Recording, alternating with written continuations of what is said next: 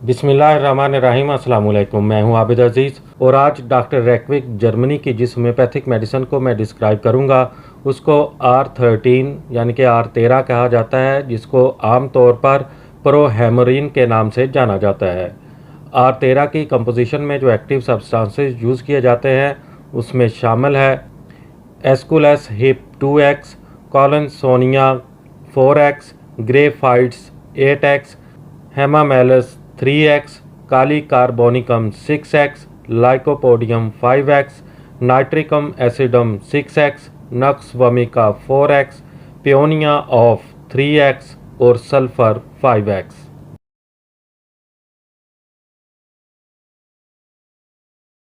R13 का इस्तेमाल हर किस्म की खूनी और बादी बवासीर के दवा के तौर पर किया जाता है। R13 की मरीज़ की अलामात कुछ इस तरह से हैं कि बवासीरी मस्सों की जलन और दर्द और खूनी बवासीर, पखाने के मकाम पर होने वाले पुराने पीपदार ज़ख़म जिसको फिशर कहा जाता है, या कांच निकलने, या पखाने के मकाम के अतराफ़ होने वाली सख्त खारज जिसको एक्जिमा कहा जा सकता है, और फूली हुई रगों को आराम देती है।